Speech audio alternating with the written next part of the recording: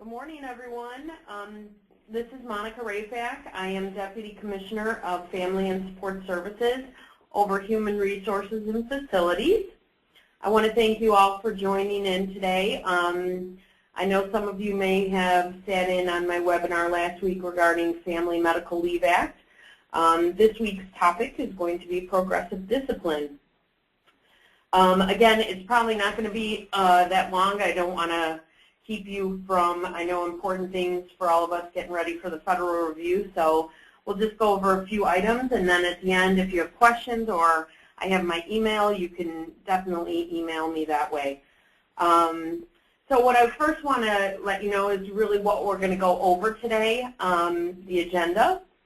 And what we're going to do is we're going to understand progressive discipline policy and procedures, recognize the difference between performance issues and conduct issues, apply progressive discipline steps consistently, and then give you some tips to help supervise, document, and conduct pre-disciplinary meetings effectively.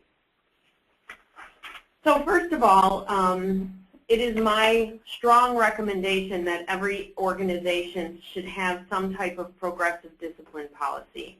I can tell you for the city of Chicago, it is quite extensive.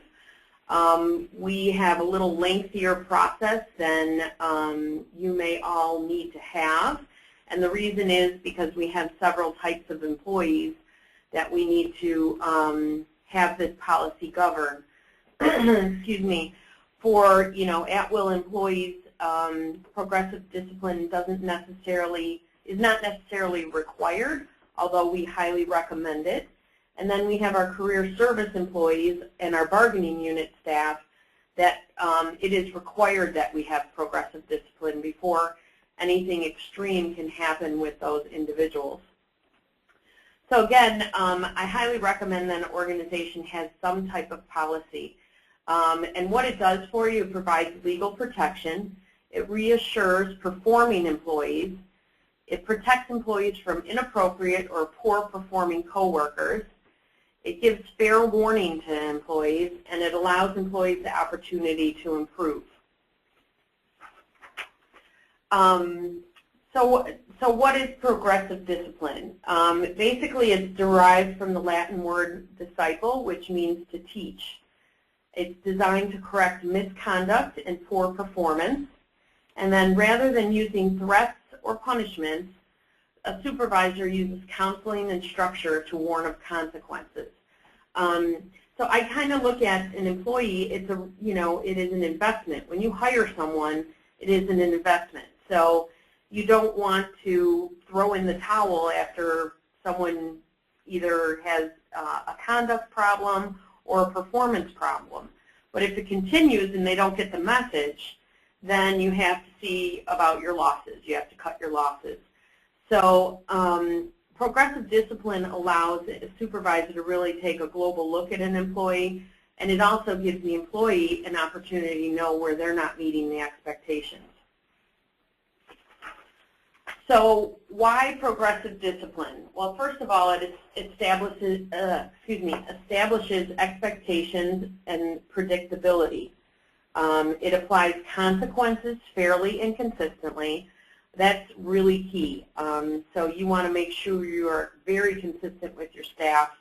You are telling them all the same things. You're giving them expectations across the board.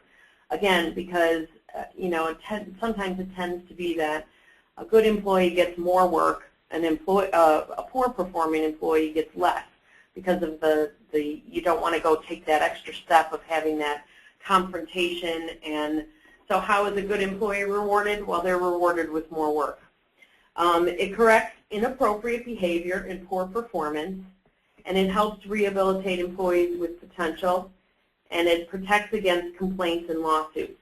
That last bullet is really key, because nowadays, all of you probably have seen it, that everyone loves to sue. They love to sue for whatever reason. So if you have some documentation on a poor performing employee and it goes to a point of discharge, you have a record of what you tried to do to assist them to maintain their employment. My rule of thumb is that an employee usually fires themselves. I know that doesn't really make sense, but it's really true. An employee should never be surprised when they're getting terminated. It should be something that, it has been taken various steps along the way to try to assist that employee in improving in their work product. Okay, so the city's progressive discipline strategy is the following. Again, ours is a bit more extreme because of the fact that we have career service employees and bargaining unit employees. You may not have those, but again, I highly recommend that you have some kind of progressive discipline or discipline policy that all employees are aware of. The city has personnel rules that we all follow, and this is the guide or resource that supervisors use when individuals are not performing in their employment or in their work product. Within that personnel rule, there's a Rule 18 that provides supervisors with guidance for disciplinary action. So that covers the gamut from someone being tardy to poor work performance to doing illegal activity, violence in the workplace, sexual harassment. That is all covered in our Rule 18 of our personnel rules. So if a supervisor in our organization has an employee that has not, I'm going to go extreme, has, violated the violence in the workplace policy, those are the rules that the supervisor would use to cite to the employee in order for them to be disciplined. So again, your organization should have some type of rules. Like I said, I'm saying in this third bullet, you should have some type of personnel rules, a handbook, code of conduct, whatever works for your organization, you should have that so all employees know what are the expectations. Again, our rules apply to all employees, whether those are permanent or part-time staff, hourly staff, whatever the case may be, these personnel rules apply to all of them. So let's talk a little bit about performance versus conduct. Performance is something that an employee can't do. It's substandard performance. It occurs if the employee can't do what it takes to perform acceptably in his or her job. They either lack the skill, the specific knowledge, or the ability to meet the performance standard. Versus conduct, they won't do. So misconduct occurs when there is a won't do situation, a willful or intentional failure to meet a performance standard. Breaking a rule, regulation, or conduct standard, behavior problems, or lack of motivation. So as you can see, there's a difference. And we're going to go through a little bit of a sample exercise so you can see the difference. So if you want to look at these, you can kind of, in your mind, decide if they're a conduct or performance problem. And then the next slide, it kind of goes, gives us the answers. So your employee has been coming back late from lunch over the past 2 weeks. Today she was 20 minutes late. What, would you consider that conduct or would you consider that a performance problem? Scenario 2, your employee turns in inaccurate financial reports each week with addition and subtraction errors. So what would you consider that, performance versus conduct? Lastly, you personally observe your employee drinking an alcoholic beverage while on duty. What would you consider that, performance versus conduct?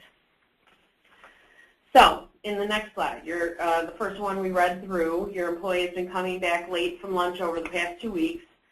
Today, she was 20 minutes late. Well, that's conduct because that is something she's choosing to do. It's not because she's lacking the skills to come back from lunch or she is lacking the skills to tell time. It's because she's willingly knowing that she has an hour lunch, but she continues to come back 20 minutes late. Number 2, your employee turns in an inaccurate, that's not correct on the screen, but I think you all can get that, financial reports each week with addition and subtraction errors.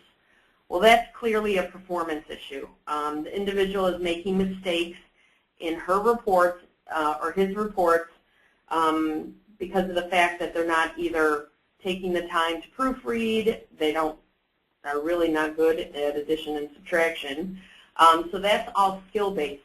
They're lacking the skills to turn in appropriate work, so we would call that performance. And then lastly, you personally observed your employee drinking an alcoholic beverage while on duty. Obviously, that's conduct. That's an employee who's willingly doing something that is, they won't follow the directive that, you can't be drinking alcoholic beverages on duty. That has nothing to do with their skills. So those are 3 examples of kind of how you can tell the difference between conduct and performance. So here's some prerequisites for progressive discipline and how you can kind of find out if you need to do something or look at progressive discipline for an employee. You need to analyze the problem. You need to decide if it's conduct or performance. So, first time maybe that employee that we used in the first scenario comes back from lunch, 20 minutes, explains to you that they got tied up somewhere, and you never have that issue again. At that point, I don't necessarily think that's some reason to be concerned. But if this employee is doing this 2-3 times a week or even 2 to 3 times a month and just trying to sneak back to their desk without informing the supervisor that they need extra time or that they're going to be late, that starts becoming an issue. So you need to find a copy of the rule, the policy, job description, or performance evaluation that refers back to that behavior. So, for example, we have in the city a time and attendance policy, and in there it talks about lunch hours are considered 1 hour. They're paid 1 hour lunches. And so if someone's coming back 20 to 30 minutes, that's where I would use that policy to enforce or reiterate to the employee that this is not acceptable. The expectation is that you are to be back within an hour. So another area for a prerequisite is you check to see if the performance expectation has been reinforced consistently. So you can't pick and choose one employee. One is coming back 20 minutes late and your good employee is doing the same thing, and you only talk with the employee who's not performing at a higher level. Well, that's not consistent. In the cases where employees are not following these types of rules, what I recommend to supervisors is that in a staff meeting, you go over exactly what rules or standards you expect in terms of time and attendance. Across the board, I expect everyone to take 1 hour lunch, and that's the maximum time you have. If you need more time, you need to speak to me personally, and I will make the judgment of whether I can allow you for a longer lunch hour or not.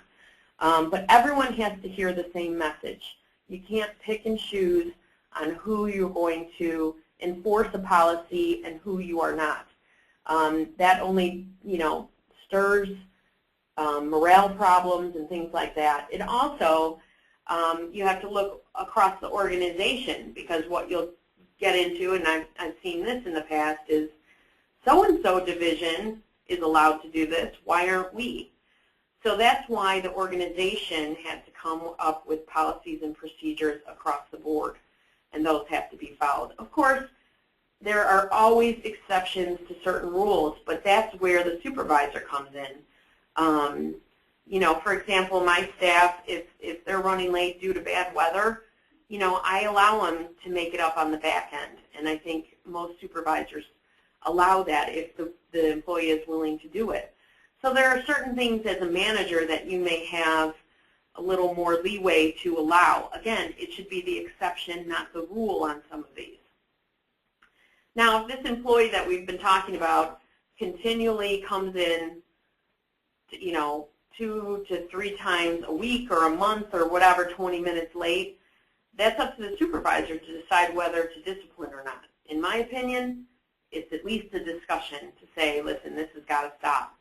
Again, one time, not necessarily, but you start seeing a pattern, You need to, write it down. You need to keep notes, and then you need to address it. Otherwise, it's going to get way out of hand, and employees are going to start pushing the limits even more. So, in terms of another piece of progressive discipline, and this is more in terms of when it's more serious actions for investigations. So in terms of, I'm going to give you an example that's a little more detailed in our world, is sexual harassment. Now, we do have an outside office that handles these, but basically when you have to do some type of investigation, you need to gather the facts, you need to interview the witnesses, you need to document the findings, and you need to give an employee a chance to explain. So that's basically what we're calling as the pre-disciplinary hearing. Once we gather all this information and we document what we feel is a strong case that may cause the employee some type of discipline, that's when we in the city hold a pre-disciplinary hearing. And the reason I think we go that route rather than just straightforward with any type of discipline is there's always some kind of circumstances. There's always another side to the story. It just weighs better and it looks better if you give that employee a chance to explain exactly what may have happened. Excuse me. So next thing is conducting the pre-disciplinary hearing. So the supervisor has done what we talked about by gathering the facts, interviewing the witnesses, documenting the findings. So this is when the supervisor brings the employee in, and what either an HR director in my case or our labor relations liaison has to do is they have to coach the supervisor. I mean, we're talking confrontation. We're talking about something that is not necessarily an easy thing to do when you have to invite a staff in and accuse them of some type of, or bring up facts of some type of behavior that does not bode well for the employee. So when you're coaching the supervisor, you want to make sure the supervisor is responsible for the ongoing monitoring and feedback of the situation. They should definitely play an integral role in the disciplinary process.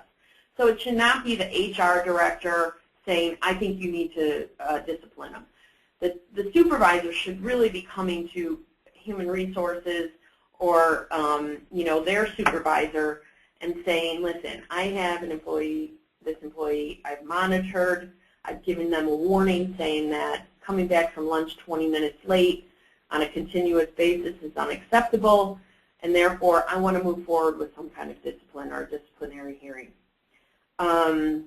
Remember, supervisors may need coaching on process and delivery. So many times what we do in my role is we practice with the supervisor. We talk through the what-ifs. We go through. Again, it's depending on how extreme the discipline may be.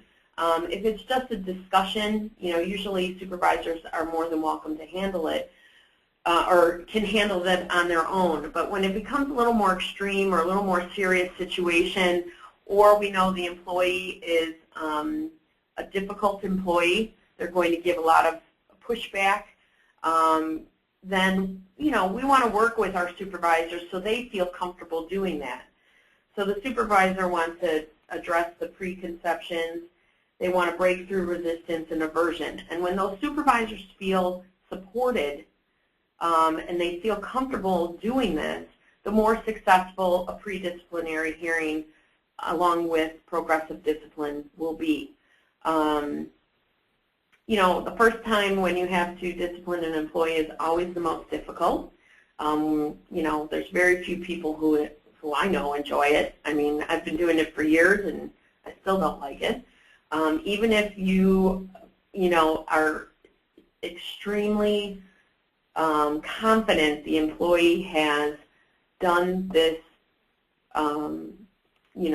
made these poor decisions or have not successfully met expectations, it's still very difficult to face a person and say, you've done this.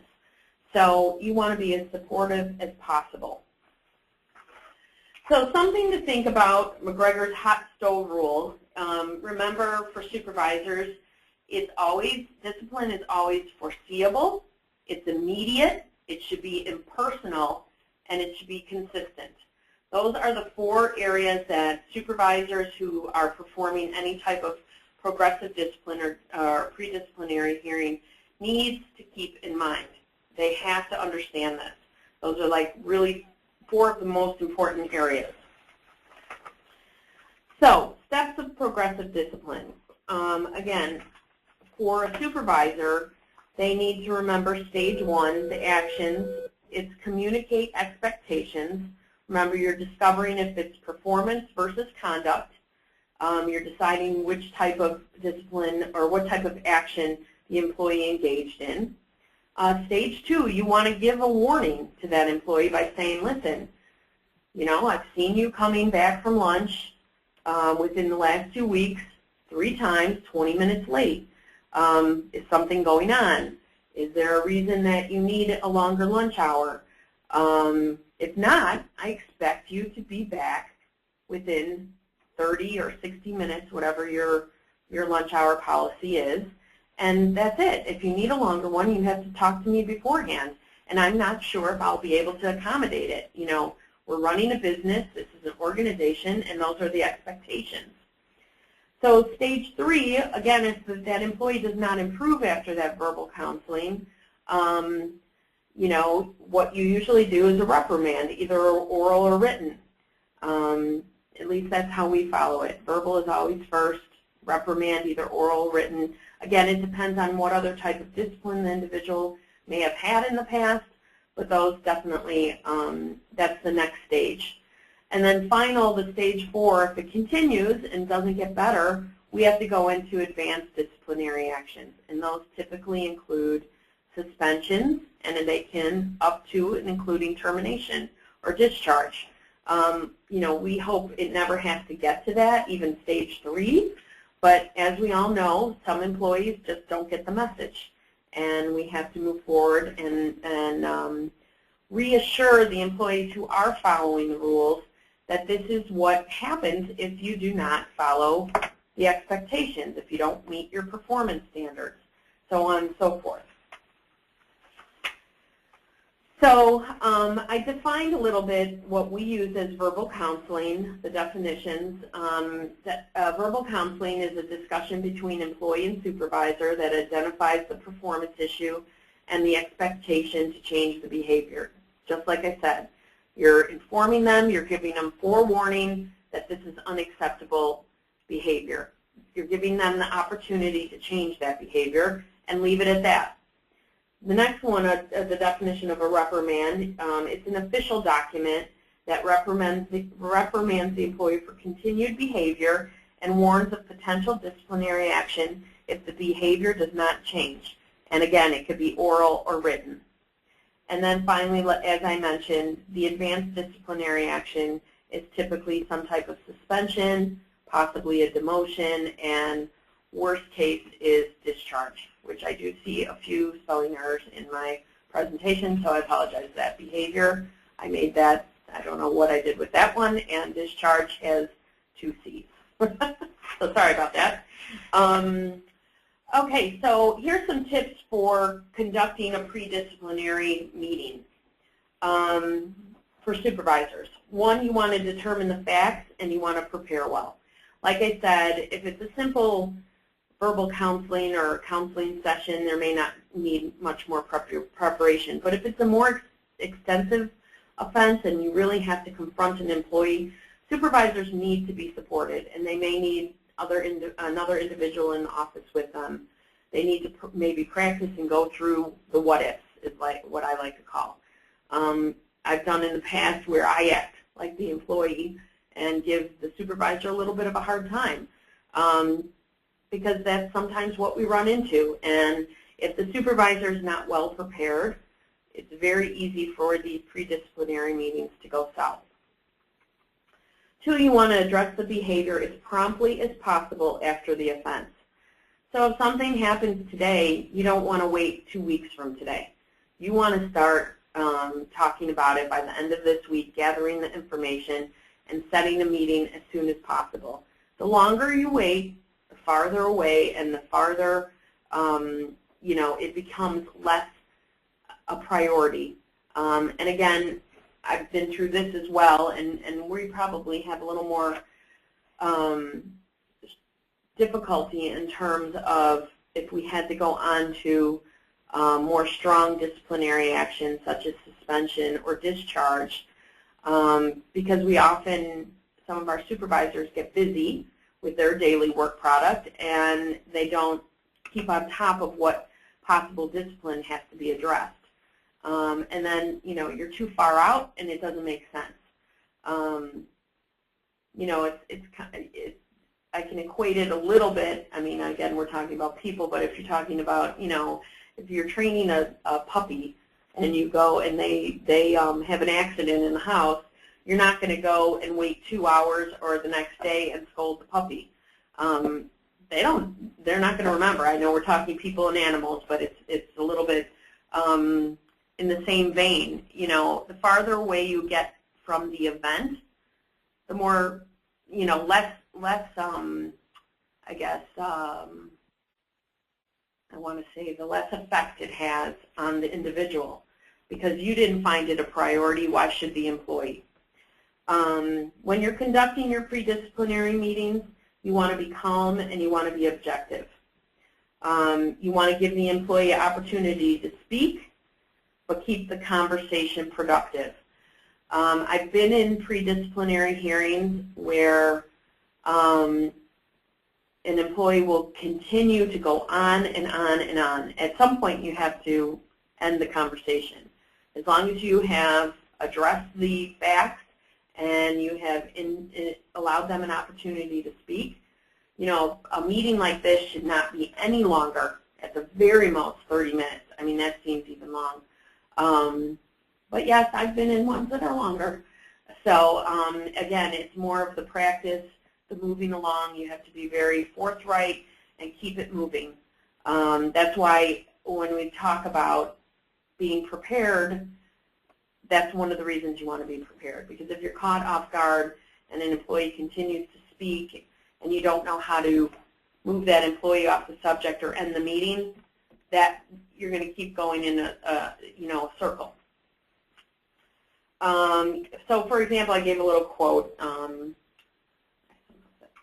Yeah, let's stay focused on improvement, what you do differently to ensure that you meet your deadlines. That's something that you would say to the employee. You know, we're talking about this.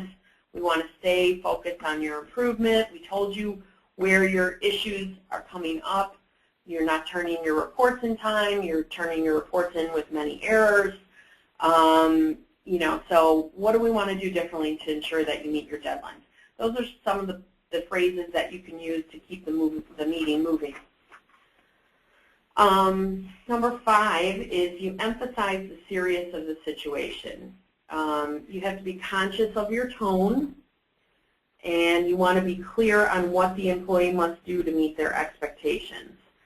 You know, because if you're showing the employee that this is a very light situation, they're not going to take it serious. But if you're very, you know, forthright, direct, give examples, you inform them. You can, you know, for example, what I always tell the supervisors, when you have to go to a disciplinary meeting or pre-disciplinary meeting, you reiterate to the employee, listen, when we had our staff meeting on such and such date, I made it clear to all staff that your lunch hour is 30 minutes or 60 minutes, whatever. You are allowed that time for lunch.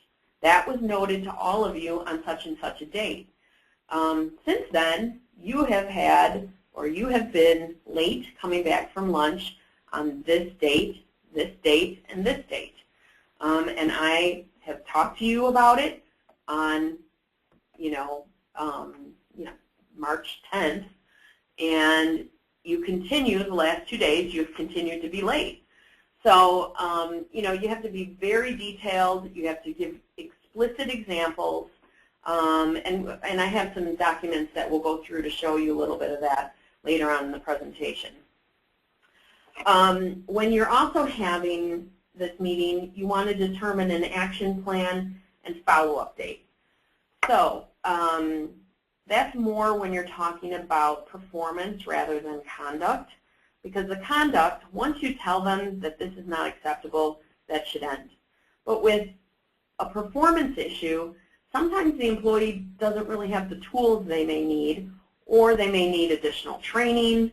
What you want to do when you're talking about an employee who has performance issues, you want to be sure you have given them every avenue to get themselves to the level they need to be at.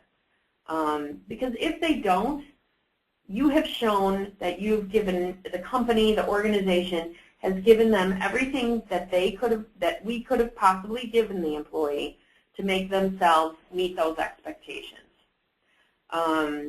So with that, if an employee is not meeting their deadlines, they're turning in their reports with errors, what I suggest to most supervisors is you give either a 30 or 60-day follow-up to see how they're improving.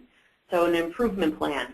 That can include, maybe some training that talks about proofreading or something to that effect. It all depends on what the situation is. And then finally, for pre-disciplinary meetings, you must document the meeting. Keep track, even if it's a few notes in your computer, date, the time you had the meeting, what you talked about. That's basically what you want to do, because you do not want to go out of this meeting or months later and then you're ready to terminate an individual or you have to suspend them and you have no notes from these meetings. That does no one any good. So you must remember to document the meeting. For the documentation, some tips or ways you can handle it. You want to create a document or form that informs employee of the notice of progressive discipline.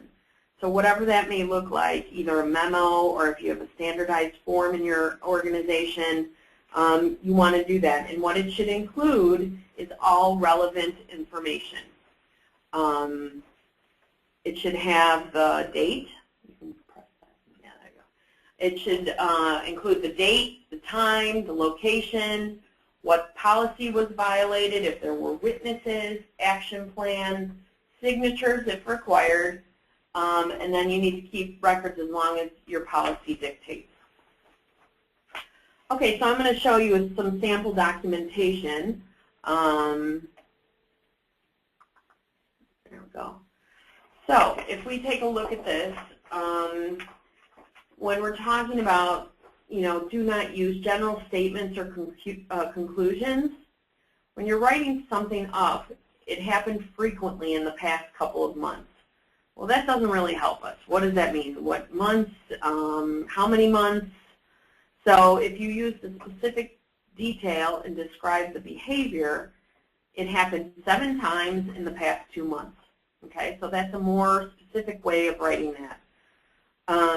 If you look over to the left-hand side, George is frequently tardy. Okay, well, what does frequently mean? You want to define that. George was more than 10 minutes late to work, and then they detail the dates, January 3rd, 14, and 18. And it dates back how old this paperwork is because it says 19, and we're in the 2000s. That's funny. Okay, John was drunk. We hope no one has to come up with this one, but you never know. After John returned from lunch at 1:15 p.m. on March 4th, 19 again, his speech was slurred. He staggered when he walked and fell against a plant, breaking its branches. There was a strong smell of alcohol in his breath. Okay, that's very specific rather than John was drunk. John was drunk is very subjective. I mean, you have to be very, very specific. Wayne used offensive, dirty language. On February 10th, 19 whatever, Wayne told Mary Moore to shove the report up you know where. I'm sorry, that's a little extreme, but I'm sure some of us have all encountered some type of employee who acts like that. Here's another one. Rita doesn't follow directions. Well, on December, that follow directions, what do you mean? How? On December 1 at 9 a.m., I directed Rita to help Kathy Miller collate and assemble the budget report in the Xerox room. At the time, I again directed her to work in this area. At 10:15, Rita still had not followed my directive and remained at her desk. So that's very detailed. If you look at the next page, you know, in the city we have actual forms, but you know, discipline procedures or a memorandum. This is basically kind of some key tips of what you need to include in your disciplinary memorandum. Of course, the name of the employee, the supervisor, date and subject, and then the body of the memorandum should include the following. What happened? When did the incident happen? Where did the incident happen? What is wrong? That's where you refer to the policy violated, and you can attach a copy of that policy. What must be done? So you want to give clear, specific directive on what must be done in the future. We talked a little bit about that conduct. You know, if someone's coming back from lunch again, you want to be clear to say individuals or employees are allowed either 30 minutes or 60 minutes for their lunch hour, and that is standard within the unit, division, organization. Lengthier lunch hours must be approved by supervisor or something to that effect. And then what are the consequences of repeated action? So our catch-all phrase is, you know, if this behavior is not corrected, further discipline up to including termination may occur. That's our catch-all in most of our disciplinary action. Because what we want to do is tell the employee. Now, another issue you may want to bring into this, and it all depends on how you go, is also if an employee is scheduled for raises. You know, this may affect their increase. That would come into that area as well. But you have to be clear up front, because in the backside, if you deny someone their increase or you terminate them, and they would say, well, I didn't know it would go down that path. You have it right here. You have everything documented. And then the closing of the memorandum should include reference to where the memorandum will be filed in their personnel file. And I always suggest there's space for the employee signature so that they received it. Now, we've had employees who say they refuse to sign, and then I write refuse to sign and date it. And that still is acknowledgement that they were there. And then if for a verbal warning, you actually want to document the verbal warning, so the employee should be given a copy of that documented verbal warning as well. So if we go back to the PowerPoint. There we go. Okay, next page. So in conclusion, we want to talk about some takeaways. Supervisors are the drivers of quality. So, Victor, could you go to that other document that I put up there? Yeah. So they're the drivers of quality. You want to make sure that supervisors understand that they give their employees appreciation for a job well done. They want to give their employees the feeling of being in on things. A couple other things that I put quotes on here, you know, the one thing that each group has that cannot be duplicated by any other group is the talents and abilities of its people. So the supervisor is leading that group. So you want to make sure the supervisor is really supported. They understand, you know, how they motivate employees in their group. The next one is talked about, you know, and you can read this, but, you know, a supervisor just comes to the conclusion that they're really the individual that has the power to make employees' days, you know, go smoothly or not, by saying, you know, that the personal style of the supervisor really creates the climate, and that their daily mood makes the weather. You know, a manager can make an employee's life miserable or joyous. They can humiliate or humor, hurt or heal. And so you want to make sure employees understand that, you know, they govern the conduct and that they need to be the best that they can be as well. And then finally, the goals of a quality manager. Hold on a little bit more. I think I put that in. My people should believe in what they do, fall in love with what they do, and strive to continually improve. So you want supervisors to have those mantras to pass on to their employees. Can you go back to the PowerPoint? So that's my one suggestion with supervisors. You really want to make sure they feel supported, that they have a lot of power in how they manage. Another takeaway from this presentation is you need to be consistent. Consistency is key. We talked a little bit about, you know, if you talk to one employee, tell them one thing, and then you're doing something different with a coworker, that is not going to work. It's just going to cause problems. With progressive discipline, you must document, document, document. Remembering what you may have said to an employee or how the meeting went just from the back of your mind is never going to work. What you need to do is when you have, after you're done with that meeting with the employee, you need to go right to your computer and type a few notes or write down notes and have a file in your drawer for each of your employees. Hopefully, there won't be a lot of information in them and you don't have to have these discussions. But most of the time, there's something that an employee needs to improve on. I mean, it's very rare that you have an employee that needs no improvement.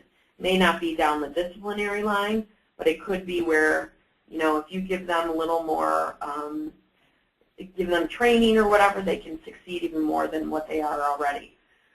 Another big piece of this is you need to communicate clear expectations. An employee should never come in and say, I never knew that, I never knew I was expected to perform that. You know, those should be laid out either through your performance evaluations or through the job description. Whatever way you need to communicate this to your employees, you need to communicate clear expectations.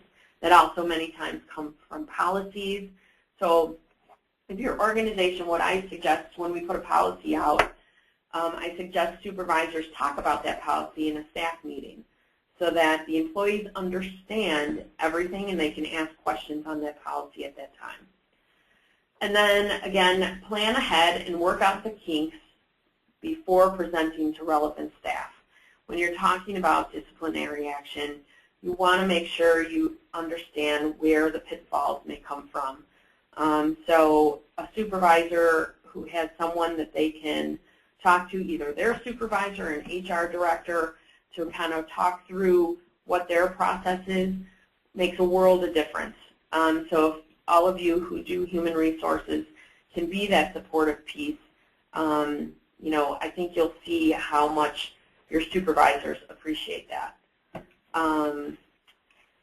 So at this point, I made this quick and short for all of you, so I won't take too much more of your time. If you have any questions, if not, again, you can email me or contact me at any point. I do know I have some outstanding questions from FMLA that I am getting back to some of the individuals.